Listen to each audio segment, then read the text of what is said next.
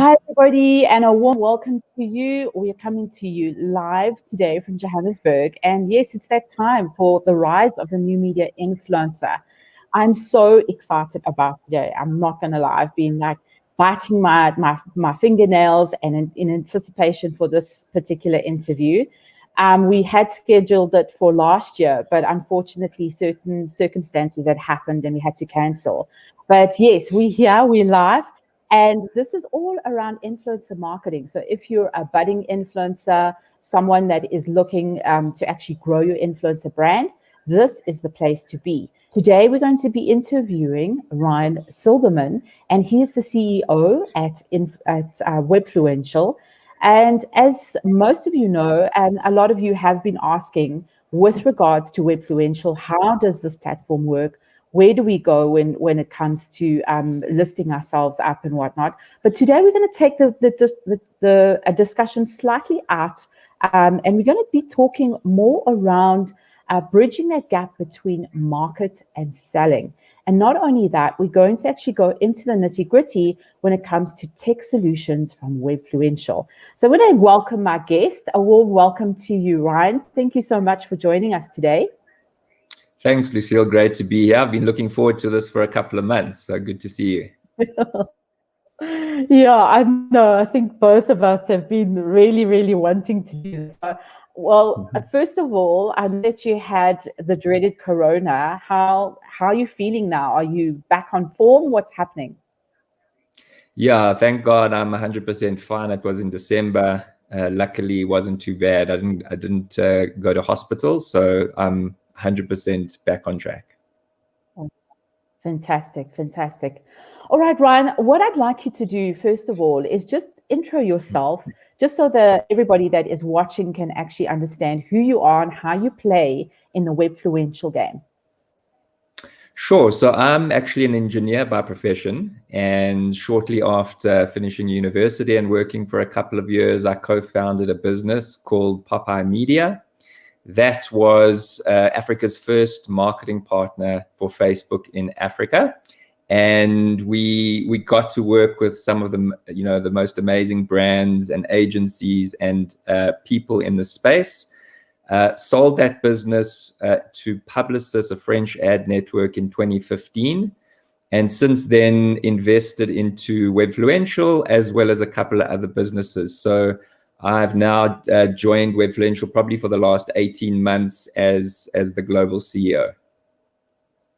Okay, fantastic. Wow, phenomenal position, especially in these times. I mean, influencer marketing, as we know, we've had many discussions about this. It's on the increase. More businesses, even SMEs, they're starting to use influencers to actually market themselves. So what an awesome, exciting time to be involved. Fantastic. Thanks for the intro. All right, guys, just to let you know, if you want to ask any questions around our topics today, we're going to head into the actual questions that I've set up. But if you have any questions as we're going through the show, please feel free to do that. I do see that we've got a couple of viewers. And yeah, don't forget to say hi as well in the comments. We'd love to acknowledge you. All right, so let's jump right into this, Ryan. And I'm going to pose the very first question to you, just with regards to that role. So what role does technology play within influencer marketing in this arena? Wow, that's an open-ended question, and it plays a huge role. So let me maybe give you my top line thoughts. So firstly, if it wasn't for technology, we wouldn't have influencers. Okay, so yes, I mean, if you go back to pre-digital times, you definitely had brand ambassadors or influencers who could influence purchase decisions in circles. Just among your friends, any one of us influences our friends to, I don't know, try a new coffee or look at a new product or send our kids to a certain school. So we all look for opinion, in our closed circles. But the rise of technology has given way to influencers. So it's taken that interaction, and put it online and made it global. So anybody with a mobile phone can influence any group of people anywhere in the world. So it's quite amazing. So I think that's the first point to make around technology, but maybe let's skip the the very high level to how it plays a role in connecting influencers to brands and marketers. So I think if you think about the process of working with influencers, you start with a search. So how I'm a brand, I want to connect with influencers. How do I find and connect with the right influencer for my brand? So that's all about search and discovery, and I think technology plays a massive role in that, specifically in understanding audiences. So why would I work with one influencer versus another? How big is the audience? Where is the audience? What interests do this audience have? So technology plays a big role in curating that type of information and helping brands identify the right influencers. And then, of course, there's the workflow. So, working with influencers, and if you're an influencer working with brands, can be quite daunting. There's a lot of logistical things that need to happen, from getting a brief to creating the content, getting it approved, posting it on time, and then, of course, reporting on the results and getting paid. So all of that can happen on a technology platform like Webfluential. It can also happen manually, but obviously from a brand or marketer's perspective, if you have to do that manually with multiple influencers at a time, it can get quite daunting and difficult. So I think that gives you a good view of the role of technology in this space. It's enabling the whole industry. Yes, I can't agree with you more. It is enabling the entire industry, and especially with you, Webfluential's platform. The absolute plus there is that it does read stats. It's got the metrics in place. Whether you are curating or whether you are offering a service as an influencer, I think in tandem it has both. Definitely. Okay, fantastic. Let me go through to my next question, especially when it comes to Webfluential. And this is something that is important. So, especially as an influencer, how does Webfluential fill that gap within the market? Sure. So we've been around, 6+ years in the market in South Africa specifically. So what that means is that we have really good connections with agencies and brands. So it's a double-sided marketplace. On the one side, you've got access to brands. On the other side, brands want to reach audiences. So we reach around 500 million consumers through our network of influencers.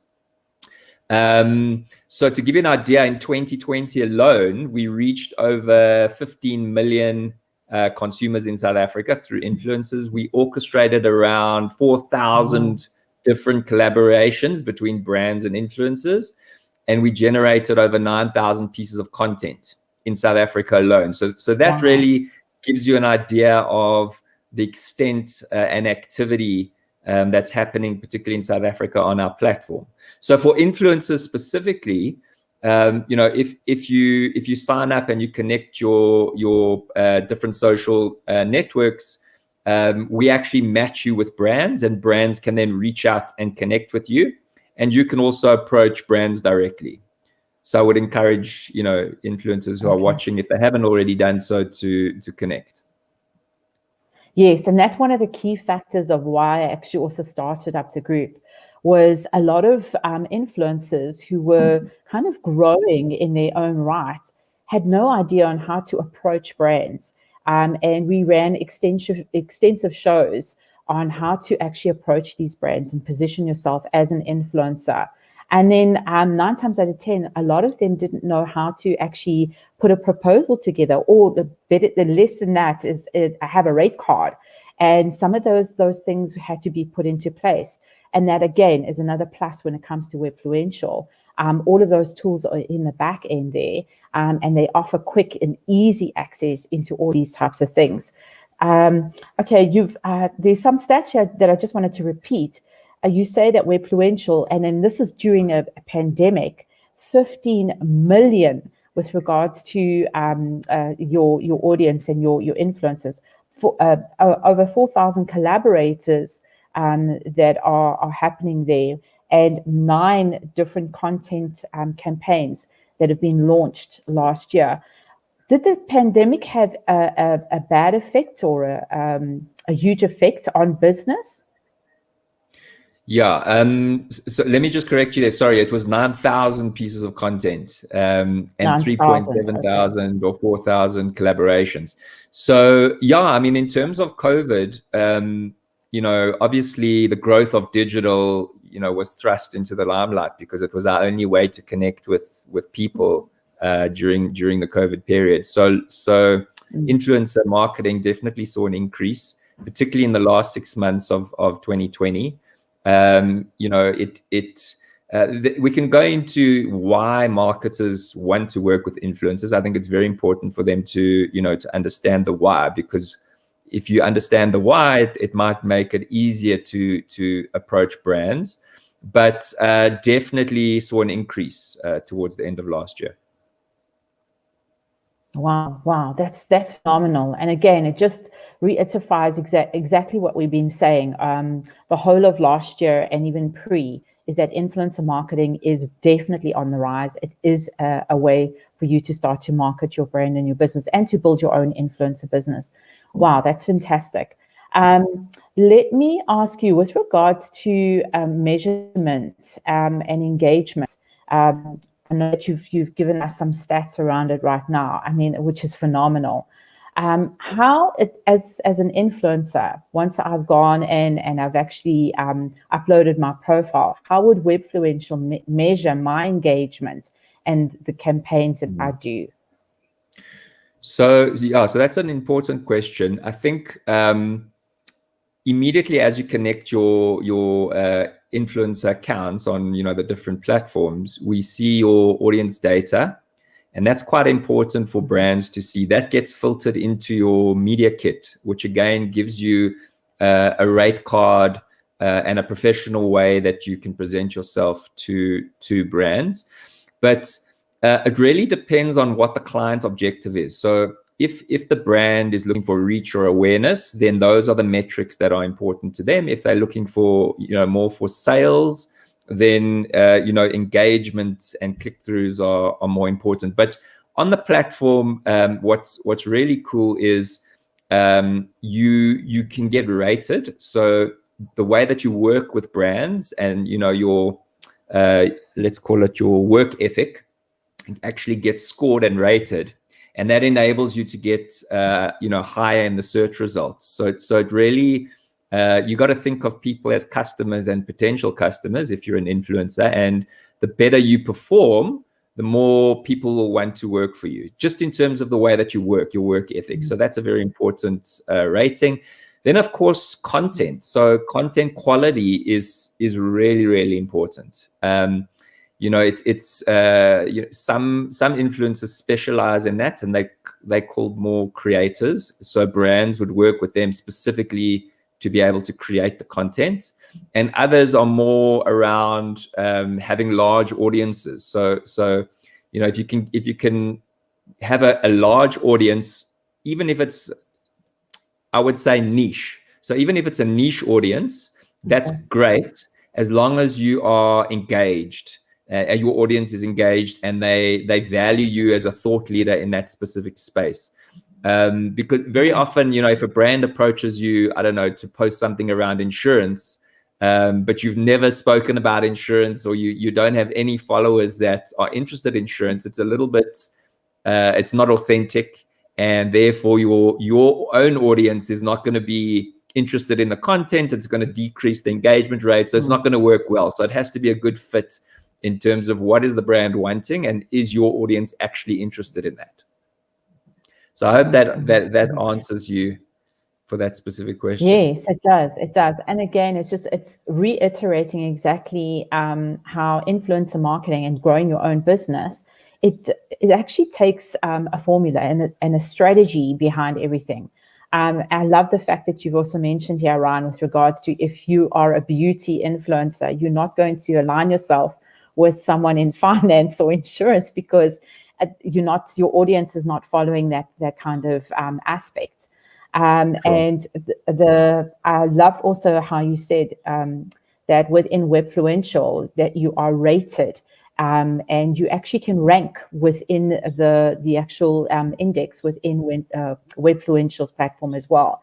And that's important because, again, work ethic is so very important, especially if you are an influencer and you don't have a very good work ethic, or you are kind of pushing out different content and you don't have a niche. 9 times out of 10, not building specifically for an audience that is going to follow you. So I'm loving the actual answers you're giving here.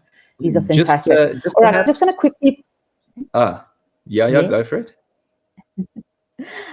Just to quickly acknowledge some of our members here. Sure. I see that we've got Millicent on board. She's just saying hello. A warm welcome to you, Millicent. Thank you for watching and supporting. This is a great show for you, especially with regards to Webfluential. I know you were one of them who were trying to find out about Webfluential and how it works. This is a fantastic show, so keep tuned. And then I see that we have Judy. Let's put her up on the screen there. And Judy, what's considered a large audience is her question with regards to that. Ryan, I'm going to hand that over to you. Sure. So, the trend is that brands are starting to work with smaller influencers. So, when it all started, obviously brands were excited to work with, celebs, people with millions and millions of followers. They would charge an arm and a leg. And, I think brands starting to ask themselves, are they really getting value for paying those kind of fees? So we actually see a higher engagement rate with smaller influencers. Literally on a chart, we've got a chart that shows the smaller your audience, the higher the engagement rate. So that's really good news for smaller influencers. And, marketers look at this on a scale. So you've got nano influencers, micro, macro, and then celebs. So depending on where you are and what the objectives of a brand would be, there's definitely a space, for you to work with brands. So the question is, what's a large audience? It depends. It depends on what the brand is after. I would say if you've got 10,000 followers plus, you're in a good space to be considered a micro influencer and a good chance to do work. What I wanted to just share with you earlier is a couple of tools that will help influencers once you join the platform. So I would say the first thing you can do is you can understand how much you can earn. So, you would log in, you would create your profile, and it would actually give you a measure of how much you can charge per post. So should you charge 100 Rand a post, 1,000 Rand, 10,000 Rand? So based on the data that we've got, it compares you to similar types of influencers in that specific niche, and it would recommend a rate. So that's really important for influencers. The second thing is we call it personality insight. So as an influencer, you would be able to literally click a button and the platform analyzes all your content, particularly on Twitter. So if you've got a Twitter account, it works really well. But what it does is it analyzes your content and it gives you a personality profile. And that's really important because it helps you understand, from the content you've already created, how are your own audience perceiving you and how are brands perceiving you? And that's what helps us match brands to influencers. And then the third thing really is education. Lucille, you and I have been talking a lot about education. And so immediately when you sign up, you would get access to some newsletters that would coach you and train you on how to, make sure your profile's up to speed. We have an educational piece of content on Udemy, which gives you an idea of how to build your profile. Lucille and I've got some good plans to hopefully give you some more content and educate you on how to build yourself and engage with brands. Yeah, and that's one of the most fundamental things. And I think that's where I caught a lot of the influencers, because even if they were just kind of beginning in their journey and they might have only started and they had a couple of hundreds of influencers. What I've noticed is that they've taken the steps on everything that we've shared in the show, and now they are booming. A good example, one of the people that are in the influencer group is Bruzine Potgieter. She started a TikTok about 5-6 months ago, and she literally only had about 100 to 200 people. Once we started talking about that, she started implementing a lot of the strategies and started using some of her own. So she was self-taught, and within 90 days, Ryan, you won't believe this, she turned 100 followers into over 37,000 people within that short span of time. And that was just with a proper plan and a strategy. And that's why I reiterate, education is so important. There's so many people that are out there that are already influencing their audience, but they don't know that they're even influencing them. So there's those kinds of aspects as well that we're wanting to actually follow. All right. I see that we have Nita on board. A formal hello to you, Nita. Nita is also one of our budding influencers. In fact, her and I connected just before COVID. In fact, she was also battling when it came to strategy around growing numbers. Another person that is also just really rocking Instagram. She runs a coffee show as well, where she interviews local entrepreneurs, and it's going very well. I often follow her and watch that. But again, it's just, putting in certain strategies. So just want to reiterate with regards to what Webfluential does. And I know there's been a few of you influencers out there that have connected with me, asking me, how does this work? You don't want to go through the process. You're too scared. Whatever the case may be, I'm saying to you and I'm inviting you to go off to Webfluential, go and start to list your profile there. Number one, Ryan says it helps you with how much you can earn. Remember those rate cards, that is so important. Start to put those together to create and develop your rate card, and you can use the tools that are already made available for you inside Webfluential. The other thing is personality insights and your niche. They curate all of your content, and they actually will identify your niche without you kind of trying to think about it and go through the actual motions of looking at all of the content. I just wanted to ask with regard to this, I know that it's connected majority to Twitter. Ryan, do you curate across the board when it comes to this particular tool? How does it work exactly? Can you let us know? Yeah.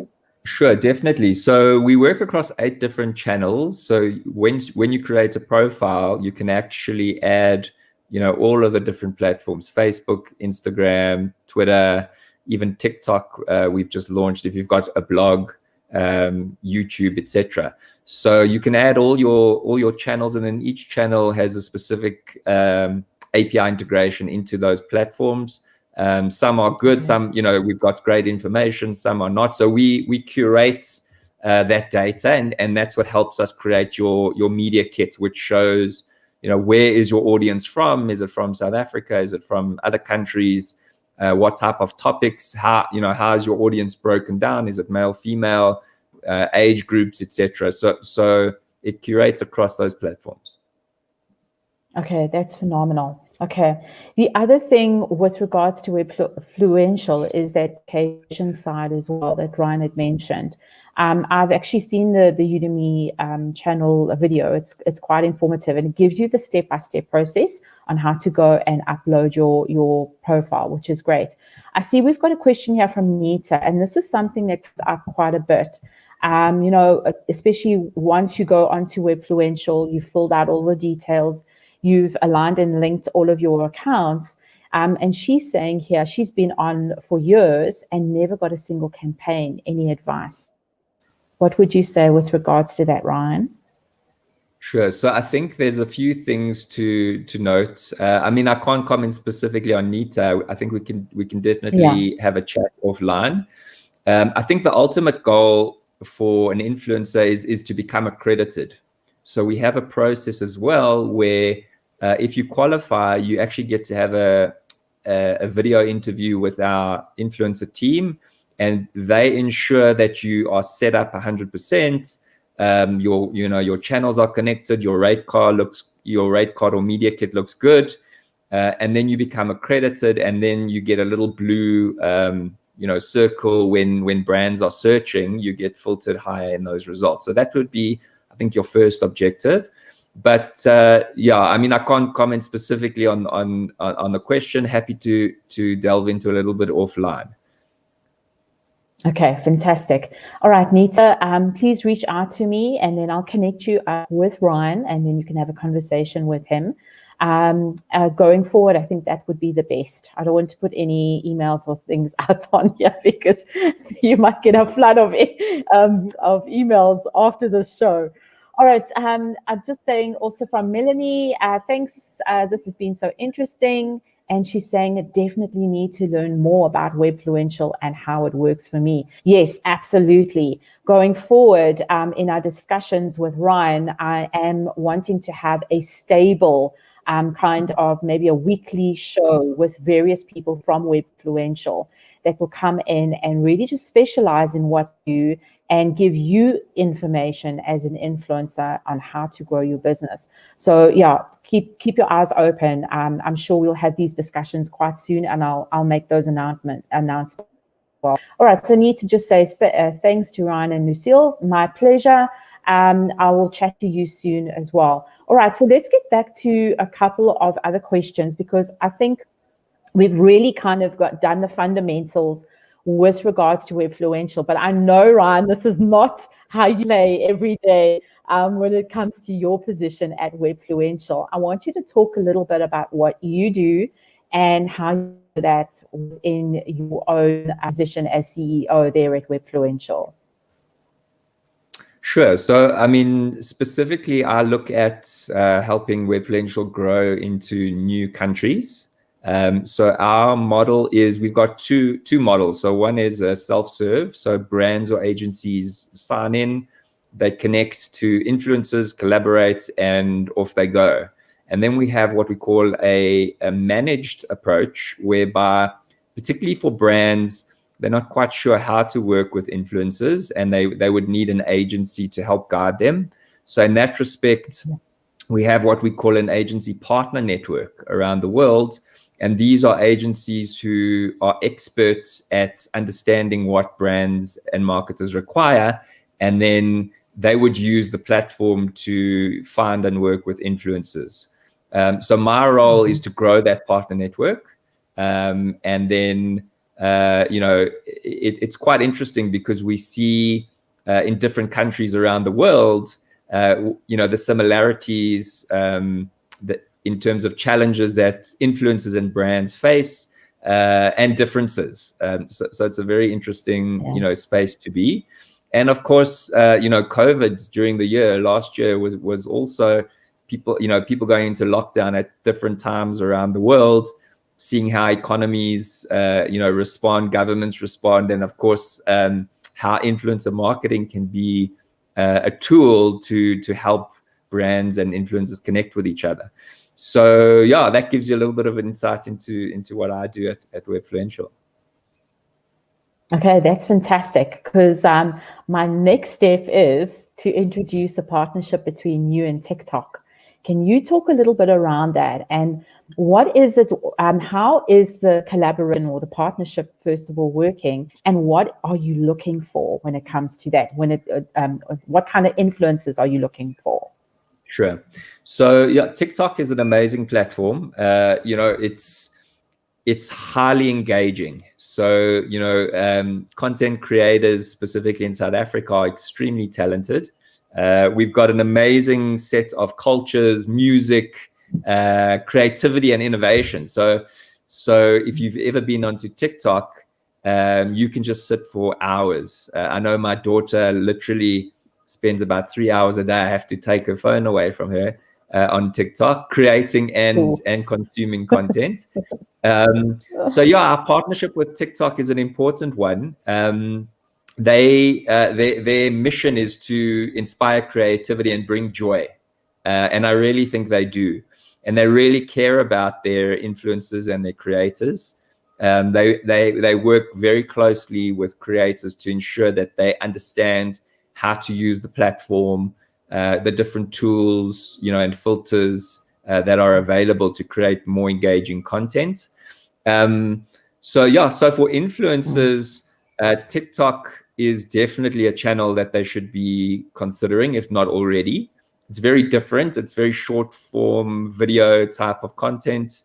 But if you can get it right, you can grow your audience quite quickly, and then you become, attractive to brands. So I would definitely encourage, if not already, people to go and create TikTok accounts, and then they can connect those TikTok accounts onto Webfluential as well. Okay, fantastic. And within Webfluential, do you curate all of their content as well? So do they rank with their TikTok profile or too? Yeah, so we actually work with the local TikTok team to identify the right influencers for a specific brand or campaign. It's really new so although TikTok's been around in South Africa for a while, the partnership is quite new, and there'll be some exciting developments coming in the next couple of months. So I think for influencers to help monetize themselves, they should definitely start signing up if they haven't already. Okay, fantastic. All right, so you heard it first here, especially when it comes to TikTok. I know a lot of us, although it's quite new for a few of us, we have spoken about this. There are some videos that you can also catch with Brazine herself, where she actually mentions on how you should start it and what are the first kind of steps that you should do. So go back and have a look at those. But in the meanwhile, I'm going to throw it out to the audience. We've got a couple of moments left. If you have any questions to direct to Ryan, right now is the best time to do that. Just pop your question down below in the comments section. And if you perhaps are watching this video a little later this evening or over the weekend and you didn't catch us live, just go ahead and put hashtag the word replay down below and ask your question thereafter. Any questions that you ask, I will redirect through to Ryan. Okay, and yeah, we can absolutely get all of those questions answered as well. Okay, just trying to, let me just go back to our comments. I did see something come through. I just want to make sure that we have acknowledged everyone. Okay, that's perfect. All right. Okay, Ryan, I've one other question for you. I'm going to make this the last from my side. And I want to know, what are the future plans for Webfluential? Where you're going? How can we benefit as influencers ourselves when it comes to Webfluential? Sure. So I think there's two main drivers for us in the future, which I think is really good for influencers and brands. So I think the one major development is how influencers get closer to the transaction. So if you think about it, in the past, influencers have been very much around awareness and reaching audiences. What we're seeing is a trend that influencers are moving closer to the point of transaction. When I say transaction, driving a sale. So how does an influencer facilitate helping a brand or product actually sell online? And so that's a space that we are very excited about, because brands and businesses are, they want to see a return on their investment. So we are going to help, and we already do help brands understand how they're getting a return for spending with influencers. So that's exciting. And we've got a few developments, coming up there. And then the second interesting space is around nano influencers. So nano is pretty much, well, you've probably got a big audience, Lucille. I would say I'm a nano. I could be a nano, or anybody could be a nano. They don't have to have a large following, but they have a really close circle of friends or colleagues or workmates or people that they play soccer with or whatever it might be. They can influence those people. So we've got an amazing product, particularly in South Africa, that facilitates that and enables people, everyday people, to connect with brands and start to monetize, their influence. Okay, that's brilliant. That's brilliant. I just want to get back to how do influencers get closer to the point of transaction? I see that there is this new trend that is globally happening, and what I've read on a couple of sites is, number one, they're looking for more niched, smaller, and that's your nano influencers who can go out and actually influence people to convert. And I see this is becoming more and more of a trend. It's almost like that affiliate marketing model that is now being brought into influencer marketing. Is that going to have an effect at the end of the day on influencers and also Webfluential? What is that effect? Yeah, so I think if you look at the trend of digital marketing in general, in the beginning it was all about reach. So people could buy advertising on a cost per 1,000 impressions, also for eyeballs. And as the technology became more sophisticated, it got down to cost per click, which Google pioneered. And then we're talking about cost per acquisition or cost per result. So whatever the objective of a brand might be, whether it's to download an app or watch a video or actually generate a sale, that cost per objective is really important. So what does it mean for influencers? I think that influencers need to start thinking about not just reaching audiences, but how can they really make a difference for the brand that they're working with, and how do they actually help drive sale? So it's not you don't want to actually say buy this coffee mug, and maybe you do actually, but you want to talk about the coffee mug. How does it help me in my everyday life? If I didn't have this coffee mug, I wouldn't be able to work. So I would consider buying this coffee mug, and it comes in pink and blue and yellow as well. So I don't know. So how can they help a brand get closer to the transaction and drive the sale? That's what it means for influencers. I think also the way they charge will change in the future, definitely. And I think it will be a hybrid of, number one, content creation. So they need to get paid for creating content if they are a creator. Two, maybe in terms of reaching an audience.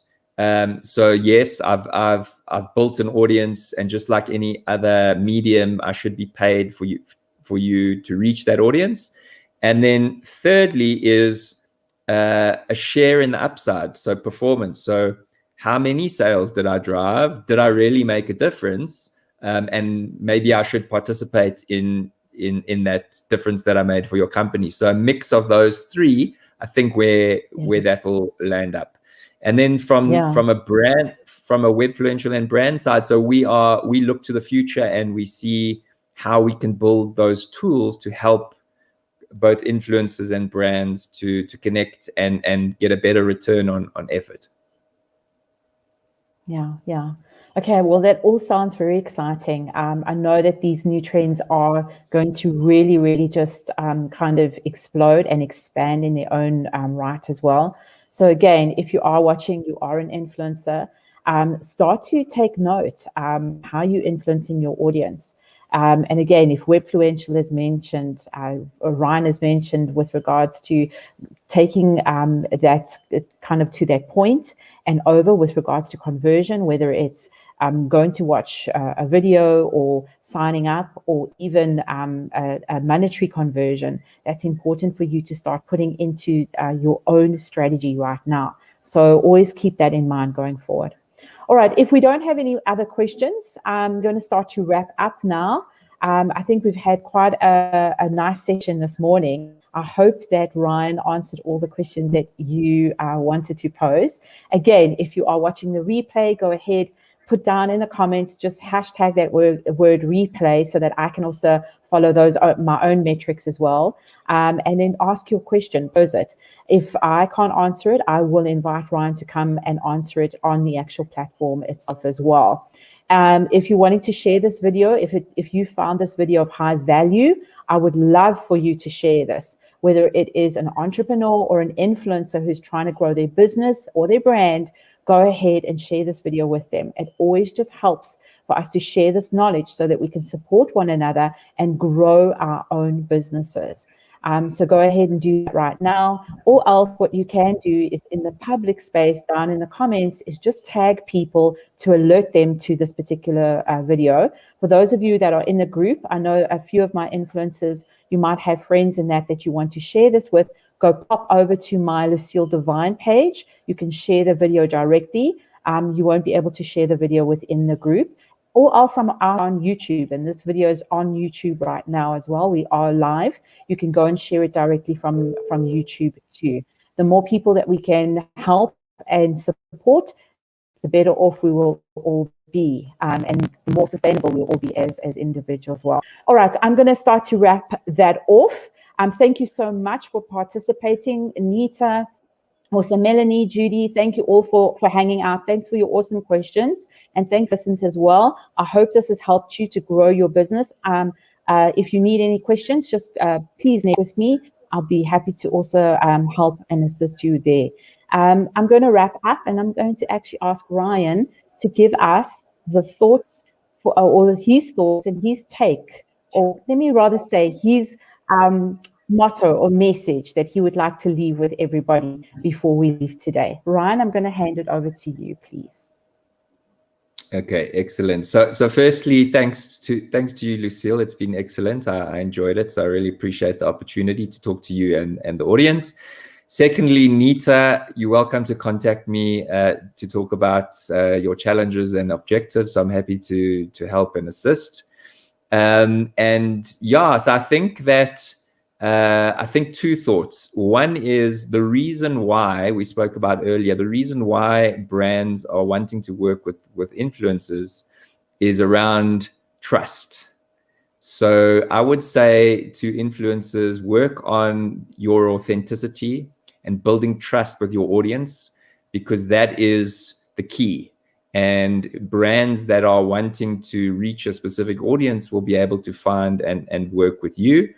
And then the second thought, the last thought for the session, is one of Seth Godin. So he's a marketing guru. One of his messages popped up in my feed. It's a very old message from an old book, but it's around permission. So, you know, in the old days, you as an influencer, or anybody, in fact, if we were in an organization or in school, we're all waiting, sitting nicely and waiting for the teacher to give us praise, or waiting for the boss to give us permission to do something or try something. That doesn't apply anymore. You don't need permission. So if you want something, you are the person that's going to help you get there. Nobody's going to come and say, here's a prize, you now have permission to become an influencer. You've got to do it yourself. So yeah, on that, good luck, and I look forward to speaking to you again. Okay, awesome. And we'll definitely have you back on the show. All right, I'm just going to close off. One of the key things and thoughts of the day, especially when it comes to you, is you don't need permission to be an influencer. Go grow your business, and yeah, just go and get it. The other thing is build trust by being authentic. Be there for your audience. Those are very valid thoughts as well as advice to give going forward. Ryan, thank you so much for appearing on today. I know my audience is lapping this up. I see that there's lots of little comments coming through. Thank you all for hanging out with us, everybody. And I'm sure we'll see you soon again. Have a great day. Cheers. Bye.